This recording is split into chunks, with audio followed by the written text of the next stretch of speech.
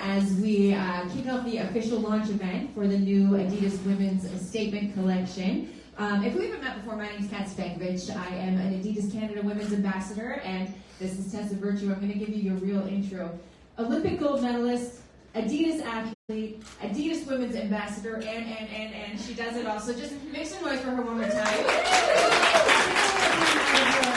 To be with us here today. So it's awesome to have you here, Tessa. It's so nice to be here. Thanks so much. And I love picturing everyone watching on Instagram right now is also wearing these tights. They're all tuning in on their phones or computers, but you look great. It's such an honor to be here today. Coming off such an incredibly busy year, you aren't slowing down. You said you just flew in from PEI last night to be with us here today, which is amazing. So I'm going to talk off the top a little bit about how you find that balance between work life, between real life, between maintaining a healthy lifestyle. Tell us your secrets. You know, I spent 2 decades as an athlete pretending like I was well-balanced and multifaceted, and I don't think there's such a thing when you're a high-performance athlete to have a real sense of balance or normalcy. But I did my best. I tried not to get too wrapped up in the all-encompassing world of sport, or I tried not to identify myself as only a skater. But I'm a workaholic, as probably most of you can relate to, and I'm really good at packing my schedule. And so I think it's important for me to just find those outlets, and one of those is working out, even just having a bath or reading a good book, just taking time for me and making sure that I prioritize self-care. And especially as women, so often we put that on the back burner when we're chasing so many other dreams and working on different projects, and I think that gets sort of lost in it all. But I never want to be that person who brags about being busy, because we all know those people, but we all have busy lives. That's the nature of things, and we're all accessible all the time, and we're all expected to be all things for all people, and sometimes I think it's just making sure we have moments to disconnect and be in tune with ourselves. Completely, balance is so important. You say you're a workaholic and you don't shy away from it, and I know a lot of people in this room, and I know that we can relate. So that's okay? You think it's okay? I think it is. I mean, I think I'm ambitious and I'm driven, and there's so many things that I want to accomplish.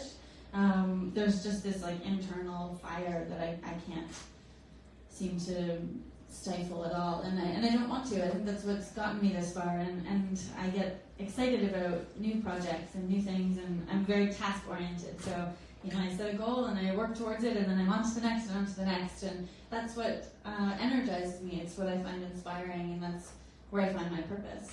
Amazing. And I'm just looking at these pictures behind you here. You're a huge part of this. I'm huge, literally huge. What kind of gravitated you towards this collection? What kind of stands out? What makes you love it so much? How long do we have? Yeah, there we go. See? Buckle your seatbelts. What I love about Adidas in general, and I think we all probably do, is that they really bridge the gap between fashion and fitness. And I love both, and they're both such an intricate part of my life. It's so intertwined.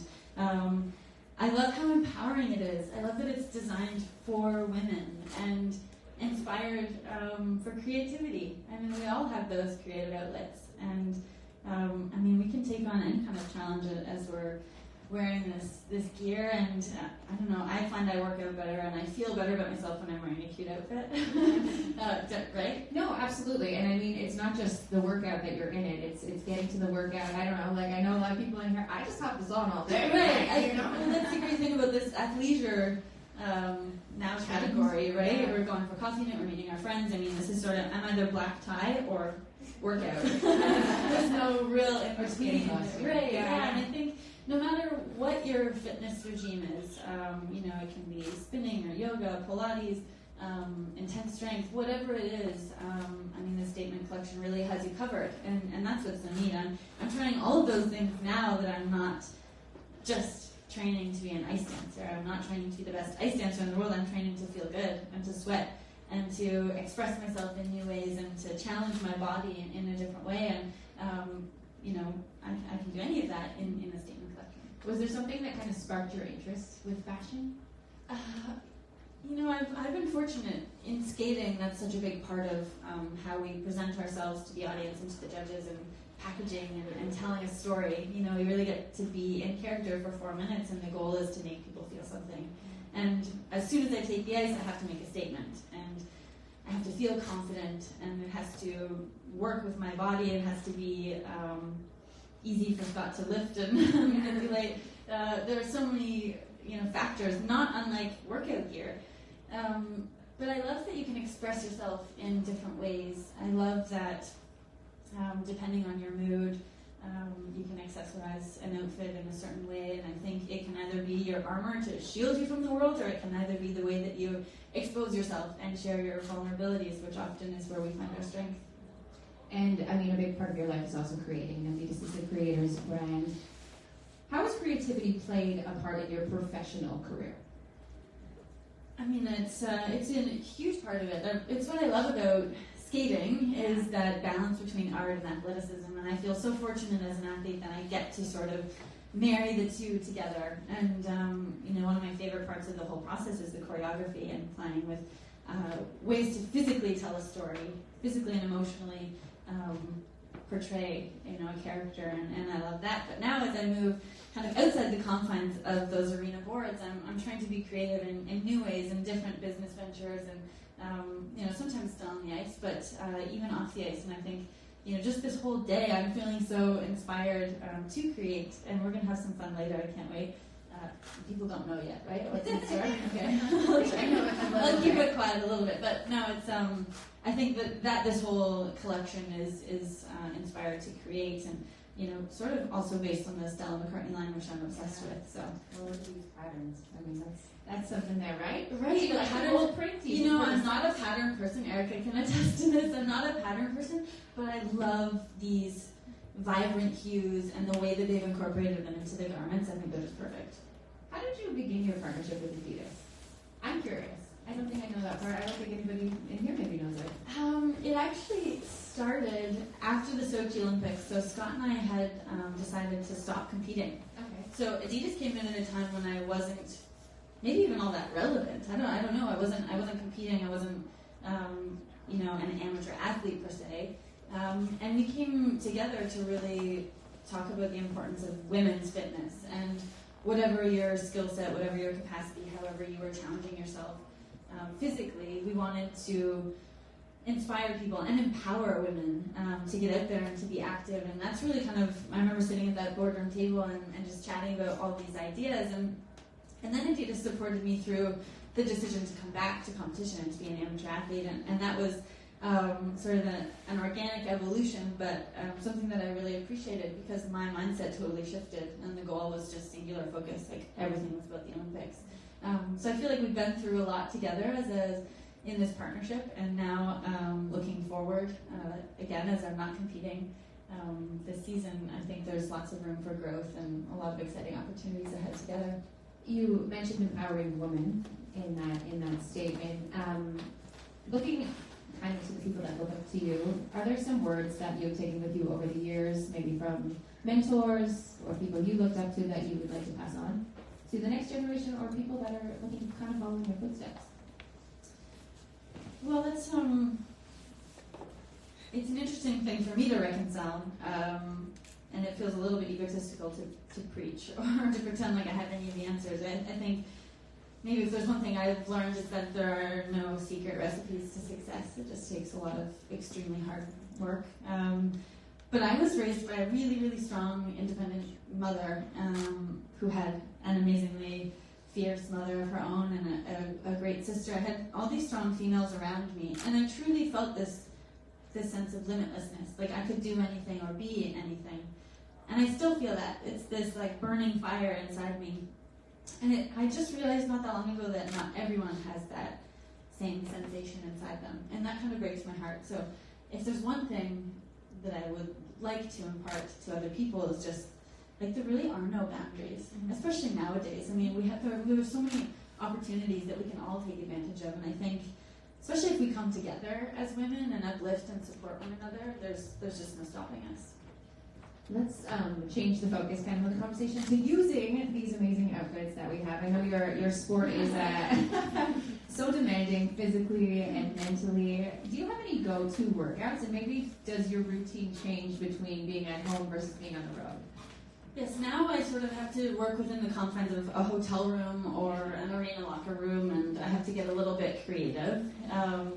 Or even on a tour bus. I'm kind of figuring out how to do Pilates on a tour bus, and it's good core stability as it's moving on the road. Yeah, I mentioned, not everything in my life for such a long time was about winning the Olympics. Even, having a piece of gum was like, is this going to help me win the Olympics? Is this exercise helping me on the ice in a specific way? And now I just like to sweat and feel good and challenge my body. And we've been touring across Canada, and I've been trying to stop in all these different cities and do new classes. So try boxing.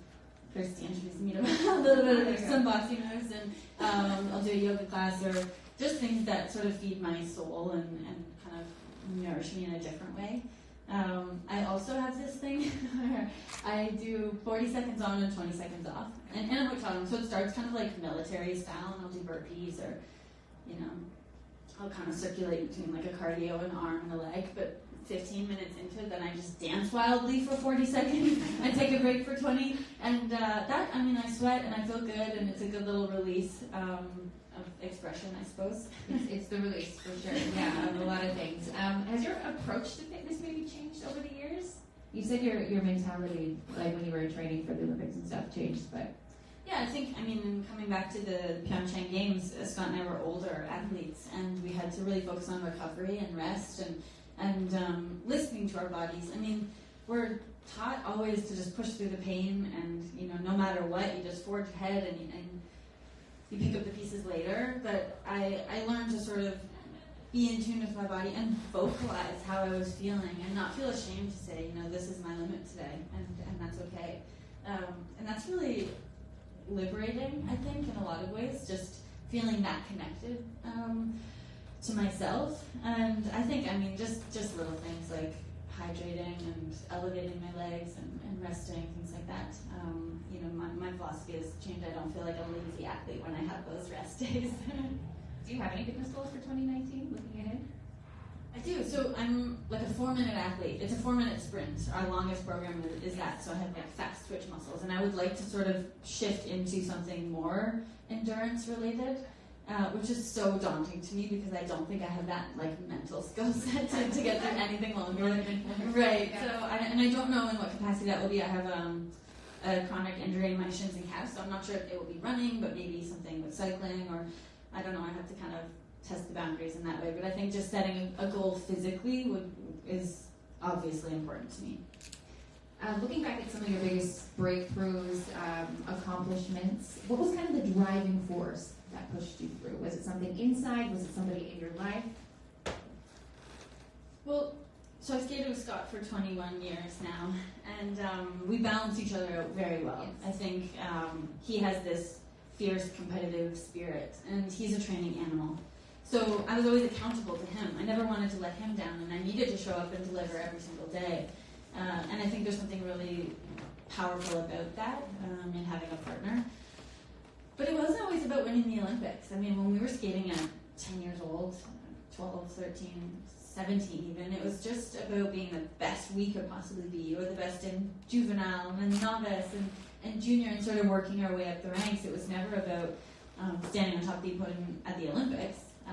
In fact, I'm not sure I really even realized that was a possibility until 1 month before the Vancouver Games.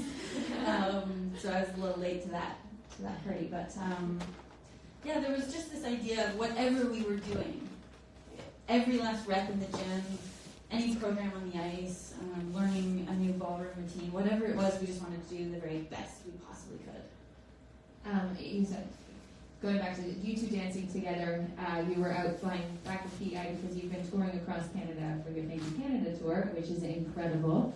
You've also been co-producing this. That's what I've learned. How has that been, adding that to your plate? It's so fulfilling and so interesting. And Scott and I are just sort of all-in people. And when we take on a challenge, we want to have like complete control of it. And we've done tours all over the world for so many years, and we've sat back and thought, oh, I would do this differently, or I wish we could do this, or I wish we could skate like this, or whatever. And then we just looked at each other flying home from the Olympics, and we said, okay, now what? And how do we, A, thank all of the people who have supported us for so many years across the country, and how do we continue this on and hopefully pass something on to the next generations of skaters, so that they have an outlet to explore. But it's been really interesting. It's been a steep learning curve, and I love that I'm not just putting on a costume and trying to entertain people each night. It's about more than that. It's employing a cast and crew of people. It's understanding the weight distribution on the trucks, and it's co-proing with venues, and it's, you know, there's so much. It's like this giant case study for my MBA, I think. And it just gives greater meaning to everything we do on the ice, and that kind of level of involvement, I think, is what we're realizing is more fulfilling. Is that the type of personality you have, Tessa, where you're just always looking for that next bigger, better challenge? I mean, you've accomplished so much already, but... I'm a bit of an extremist like that. I mean, I'm like all in, and I just run to the wall and I crash. But I think, you know, I've had this ongoing mental dialogue for the last 7 or 8 months, however long it's been since February. You know, this fear of how will I ever top that feeling of taking the ice on the world stage and having a special moment that we trained for such a long time, and being able to share that with Canadians. And I mean, 2018 has been just a fairy tale. So I do worry about that kind of like, what is next, and how will I chase that feeling, and, you know, is that void going to be there for a long time? And I hope not. I mean, I hope that there's a certain skill set that I've learned as an athlete that I can apply to life, and I think I'll just have to find that outlet and express myself in different avenues. I mean, surely I can't think that I've peaked at 29, so. What is next? That was my next question, but now that you said you're kind of figuring it out along the way, are you taking a break? You know, the holiday season. The holiday season of 2018 has been circled in our calendars for a long time because we always trained through Christmas. We always competed early January, and I can't remember a time where I wasn't like sitting through Christmas dinner feeling really anxious about training the next day.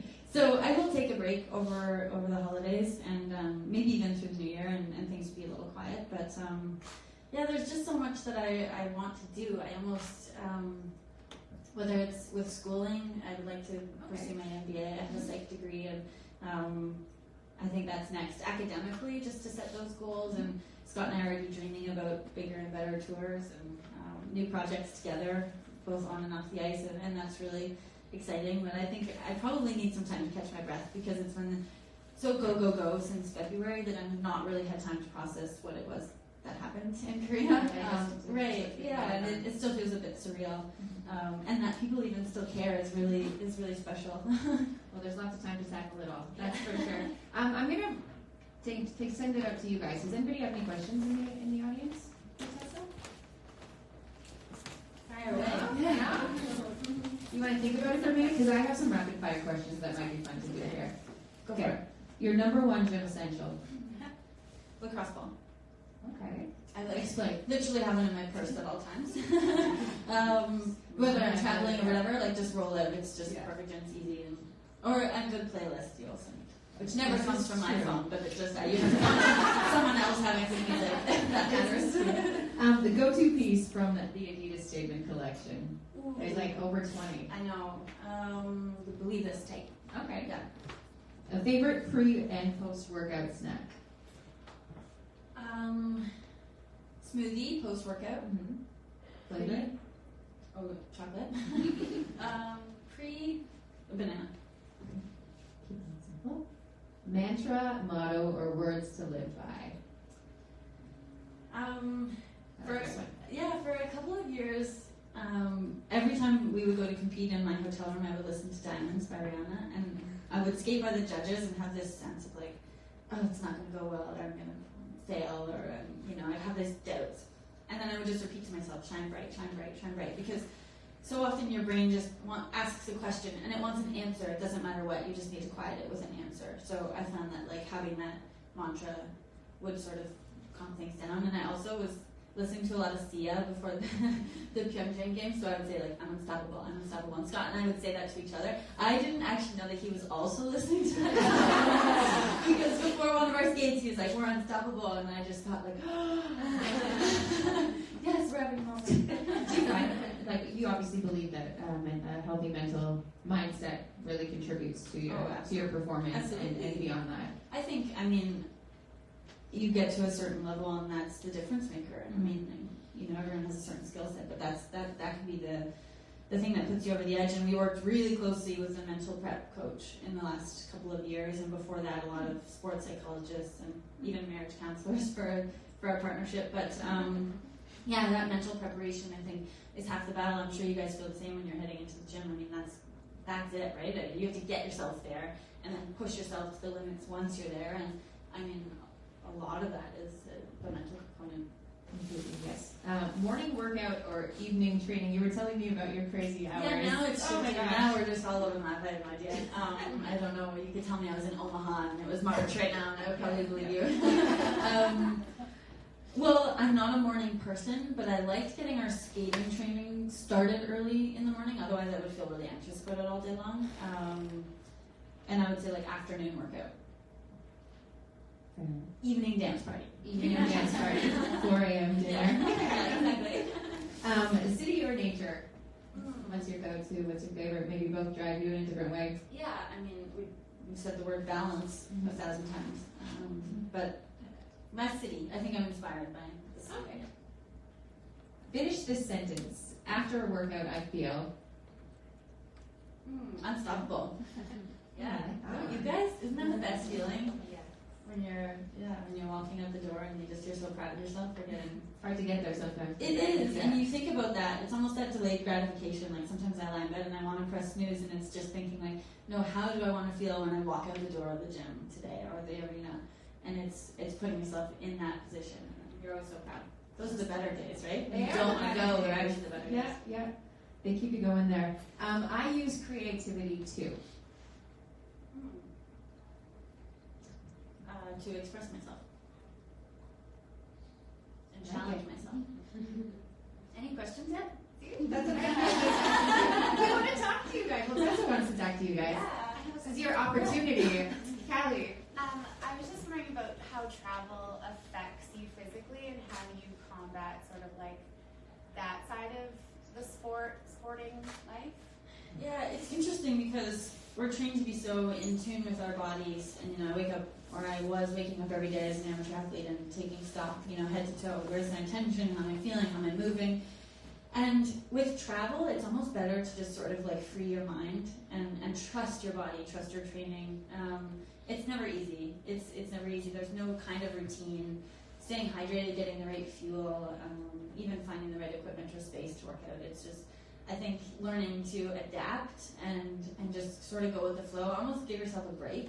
I think I started, even this tour, and I implemented all of these like rules on myself, and partway through I just thought like, okay, I'm throwing these out the window because I just have to be okay with where I am in this moment right now, physically, and listen to that and give it what it needs as best I possibly can. But part of that is just like the screw it mentality.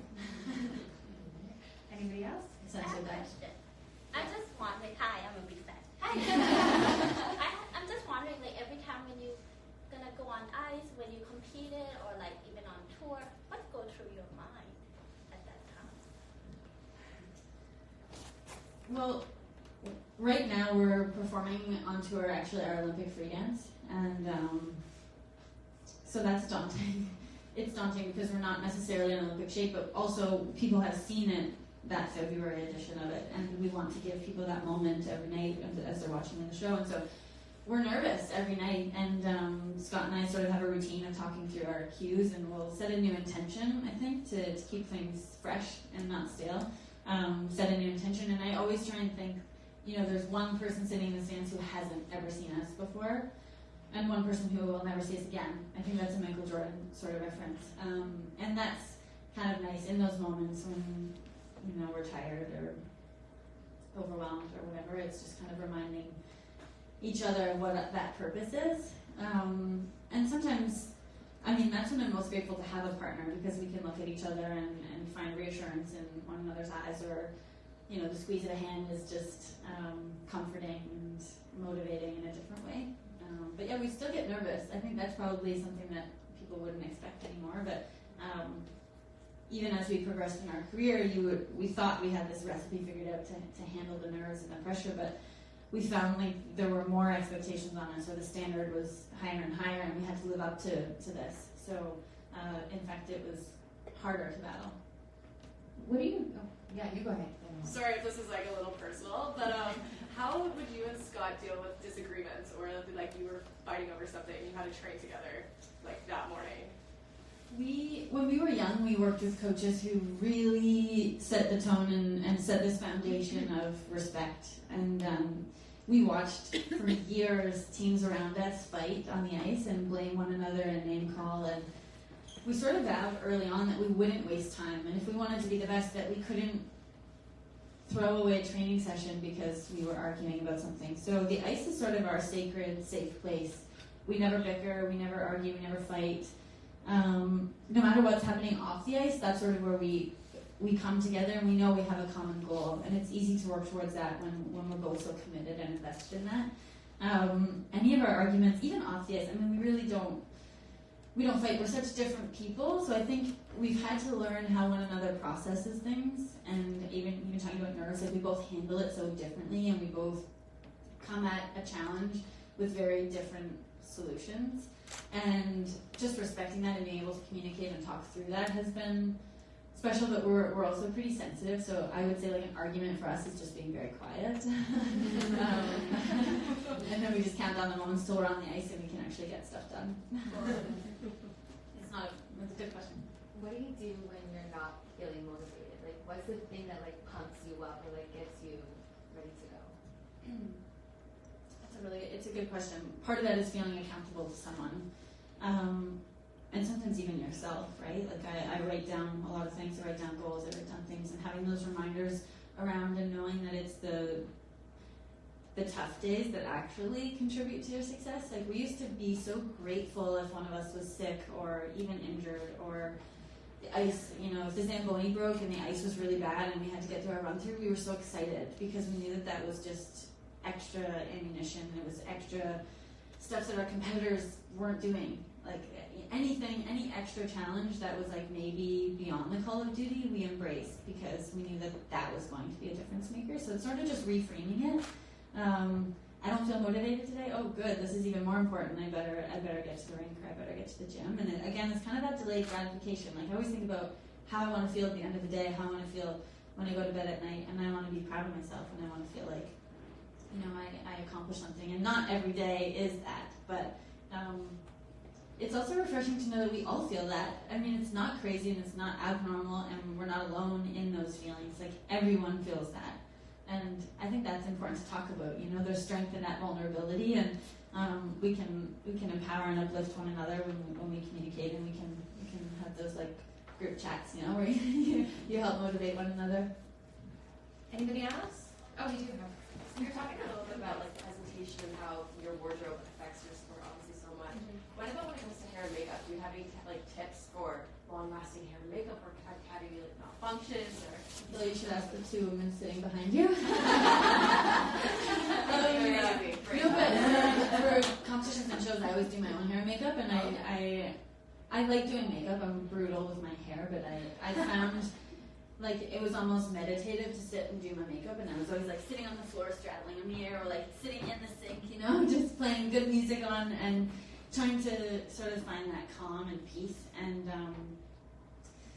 I always thought less was more. I mean, we're in a sport that can get so dramatic and theatrical and over the top, and we always wanted our skating to speak for itself. So whether that's costuming or hair and makeup, I just wanted it to be pretty subdued, partly because I'm not that talented when it comes to that stuff. But and I'm always sweating, so that's another challenging thing. I don't know that I really have tips, but I can't skate with my hair down. That's for sure. Yeah, go ahead. Did you ever have a point where you were like, I've made a huge mistake, I'm doing the wrong thing, and then how did you change your mindset? How did you just trust the process?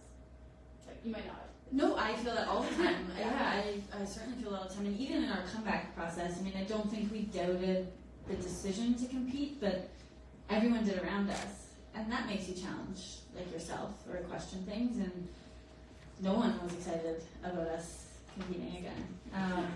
Even our, our federation and our competitors and people around us, I think even friends and family thought we were making a big mistake. And then, and with this tour, I mean, yes, I think anytime you're taking on something worthwhile, there is going to be that inherent sense of fear. And not to sound like a Pinterest quote, but I do think that there is something to that. And that, like, being right on the edge of that is actually what makes it thrilling. And that's where that adrenaline comes in, a surge of energy. That's when it's special.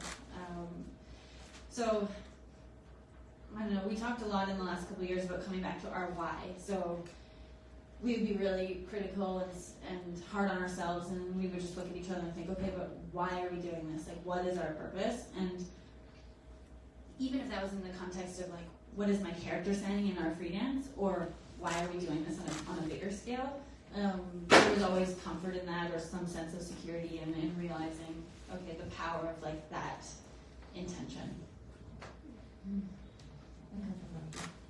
Do you feel like you still fuel and eat like you're training for the Olympics, or now that it's kind of over, you're like, okay, I can have a glass of wine and like enjoy, like the simple pleasures you were saying, like a piece of gum, I have to think about that. Right. Have you kind of opened up? It's funny, I feel like probably should be more careful now because I'm not training 9 hours a day. Like, I probably really could have had anything I wanted before the Olympics because we were just go and training so much. I mean, now I'm trying to find that balance, honestly. Part of me is like, yeah, treat yourself.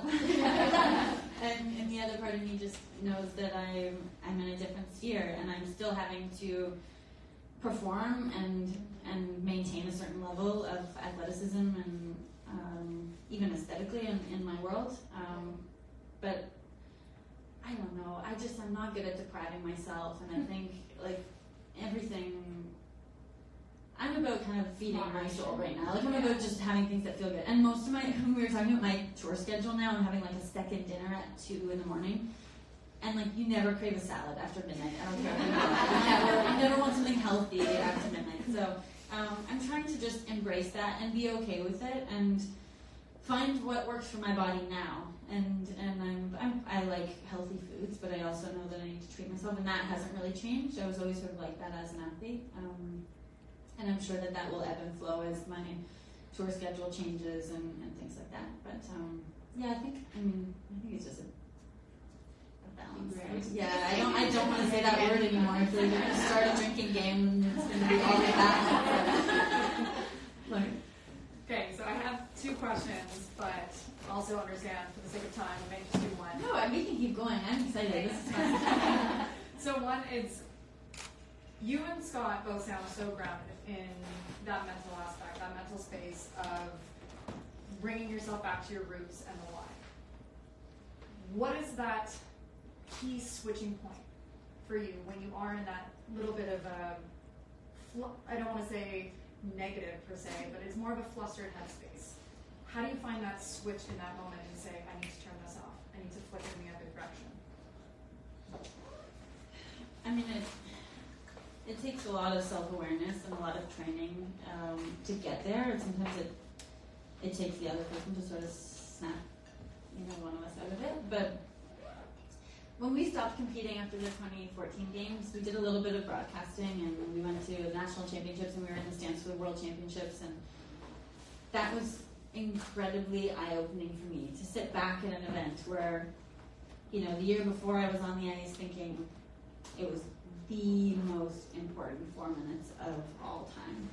And I sat there in the stands and I watched like people going to get popcorn and people sitting on their phones. I'm like, sure, people might be invested in that one moment with you, but then life goes on. I mean, we're not saving lives, we're ice dancing. And that perspective was just so liberating in a way, realizing like no one cares the way that you care. Like you're invested in your process and your projects and whatever it is you're taking on. And people want to support you and share in that and celebrate your success, but no one is as invested as you are. And so, you can't do it for the other people. Like, I can't do it for that person sitting in the nosebleeds or the judges that are gonna dictate my fate. Like, I can't do it for them because it's not worth it. They're not the ones putting in all that training, and they're not the ones, you know, pushing themselves to the max and day in and day out kind of grinding away. It needed to be for us, and it needed to be for a deeper meaning, something that we are proud of. And I mean, not to sound like an artiste, but like, we needed to create art that we thought was powerful and profound and resonated with people. I don't know. I think sometimes just we're all in this world where it's easy to get wrapped up in your own little sphere, and I think just having something that like pulls you out of that, zoom out, and you can look at things very, very differently. Do you think that had a component in the comeback then? Definitely. Oh, definitely. We approached training and competition in an entirely new way. We did everything on our terms, and we ran our team. We had a team of maybe 10 to 15 people, like physios and trainers and mental prep and nutrition and everything. We were the CEOs of our company. So once a month we sat down with our team and we ran board meetings, and we talked about what each and every member of our team was bringing to the table and how we could be better, and we expected our team to communicate with each other in the meantime about how we could be better athletes, and that was the goal every single day of every moment, every moment of every day. Did you have a follow-up to that? I kind of did. Yeah, go for it. Not as much of a follow-up, but a completely unrelated question, which was my original one, so that one popped in my head. So, in such a creative sphere, from being on the ice and your entire life being involved in things that are creative to now being on the production side of things, what fuels that creativity for you?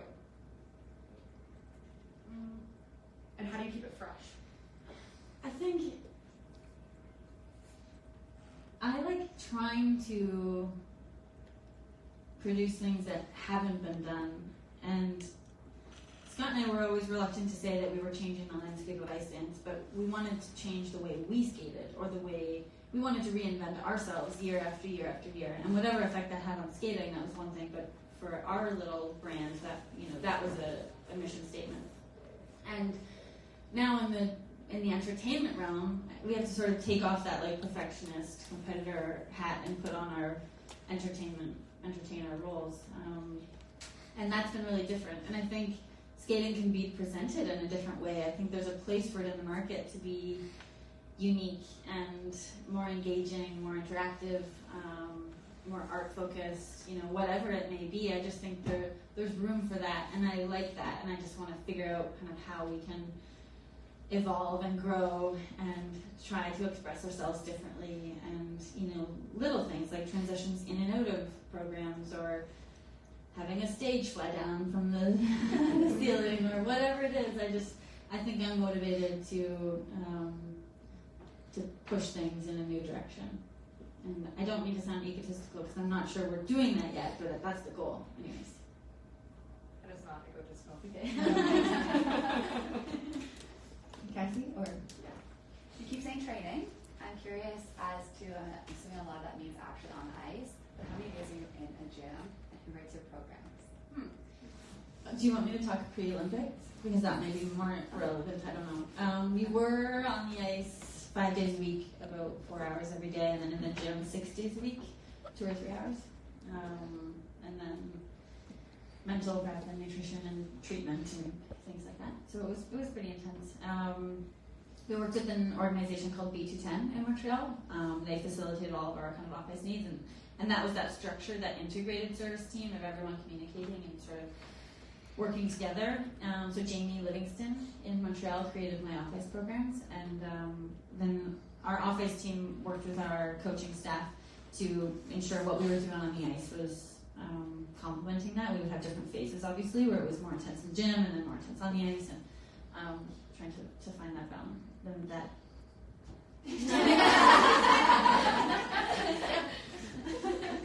I think like set up like that. Yeah. And then now that you're on tour, are you still in the gym that much, or more now that you're not doing Olympics? Not really. I mean, the show is about 2 hours, and it's quite intense. So I'm certainly getting my cardio and stuff there. I think it's more about like warm-ups and cool downs and mobility, and making sure that, like, just with injury prevention, that we're staying we're managing that. Scott has taken upon himself to make a gym in every little stop, so we're traveling with the gym, which is kind of fun, and we have everything we need there. So sometimes we'll do things together. Or Elvis Draco is like teaching kung fu classes for a while, which is fun. So we're trying. I think it's time for me to sort of build my own team again now that infrastructure and safety net is not there. For me, it's sort of like February 20th. Like everyone's like, peace, good luck. So I have to sort of like develop that again, and I'm working with my naturopath, and I'm talking to my sports psych again, and just kind of getting back into that. But as an extremist, I was like all in, and I needed to mentally step away from all that for a couple of months and feel like I was, on the other end of the spectrum for a while, where I wasn't, so consumed by it. And I think I'm at a point now where I just want to move and feel good and help myself. Yeah, it's funny. Sometimes we self-sabotage, and I think like I'm coming back around now where I just want to help myself feel good. One more? 2 more. Two more. Great. So we talked about this beforehand, but we know that girls drop out of sport over twice the amount that boys do at the age of 13 and 14. And I'm wondering if you have any ideas about how we can change that and how we can empower girls to just continue to stay in sports so that they can kind of reap the same benefits that we see. Those stats just break my heart. It's awful, and they're, for whatever reason, body image, accessibility, resources, even just having female role models in sport, and you guys are doing a great job of covering that, right? And so I think that will change the landscape, and they'll have certain people to look up to. It's just so hard. I mean, I think just the idea of building that self-esteem and self-awareness, self-worth early on, so that girls feel empowered to stick with it. And I think, oddly, in those moments when we're finding girls are dropping out of sport, I think sport also could offer them the lessons they need, and could be just the vehicle to offer, the skill set and the confidence and the goal setting. And there's so many things wrapped up in it that I wish, if they could stick with it, they would really reap those benefits. And so maybe it's just getting that knowledge out there too, to parents and school systems and things like that, just being educated enough so that we're there to support them and help them through that. But it's not easy. Even as older women, don't you find like we don't have like beer league yoga or like it's a different kind of social thing where we don't get to have those teams in the same way that often men do, right? And it's that camaraderie and the social outlet of it all as well. And you were asking about the fitness community here in I Toronto, know, and I really feel like that is a place where women are able to find that. I was so thrilled to hear that it's supportive, and in an industry where I think women could feel threatened or competitive or whatever. I love your answer that it is quite a great network of people who are supporting one another. That's really reassuring. Did you have one? I have some questions, but we can do that later. No, I'm kidding. But I guess she's like, I'm scared. You think we can chat later? No, absolutely. We're gonna have to do a reunion with this group. I guess I'm just wondering, like, in the rigidity sort of your training now, or like in your competitive moments, is there any type of movement that you're like dying to try, or like a type of workout that you're just like, excited to get back into once it's sort of like the pressure's a little bit more off with your skating? Is there anything you've just been dying to try and just don't have the time for, like movement wise? I like that. I've wanted to try those aerial silks. Yeah. So hard. And I really want to learn how to play tennis. Sport-wise, or ski. Like I want to ski, but I was never able to do that because it was so dangerous and the time of year and everything like that. So yeah, there are a lot of things like that. Even running, like I mentioned that I have a shandy calf injury, and I've never been able to run. I mean, I never really wanted to be honest, but I think I would like to figure out how I can do those kind of endurance sports, and I'll have to work on my technique and things like that. But I was so reluctant to even try that. For fear of risking any kind of injury, or it was all about just protecting my body so that I could be at the best on the ice. But yeah, there are so many things, and I feel like at the end of today I'll have so many other ideas too. Yeah, I'm obsessed with Pilates, so I would like to get back on the reformer and like do a lot more of that. We've had actually some people watching through the live stream. You're still over on there? Hi guys. Hi. Question? Yeah, so 2 questions. One is, what was the best piece of advice you've ever received? And the other is, what empowers you? Wait a minute. Best piece of advice. It's a really good question. Do you have one that comes to your mind? Like, Well, I don't want to bring it up because you keep saying the balance part.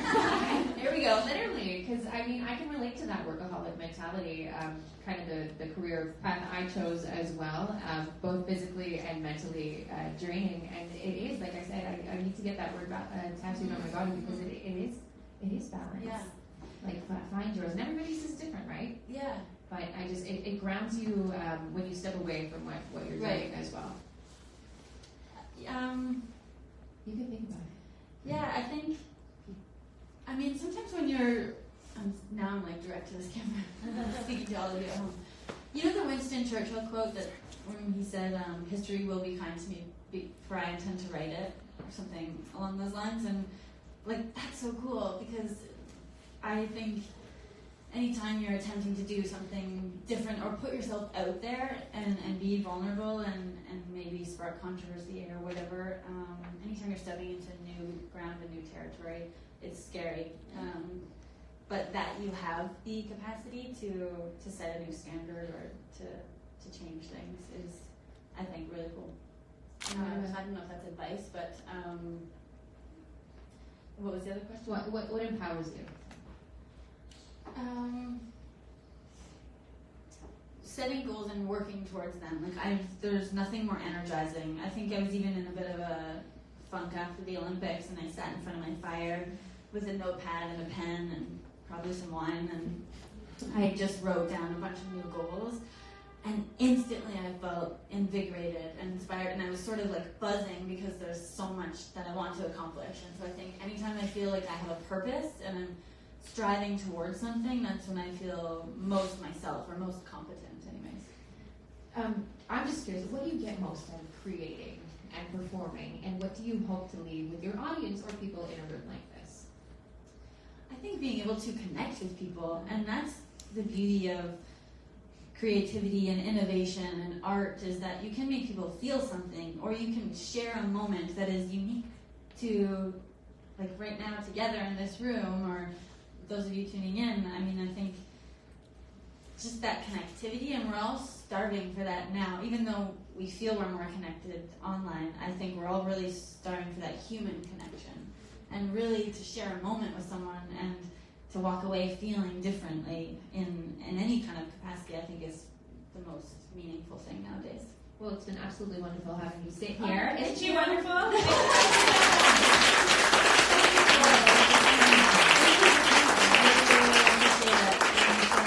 So nice to connect with all of you, and can't wait to sweat together now. Yeah, that's what we're going to do next, right, Erica? We're all going to make our way to the far room.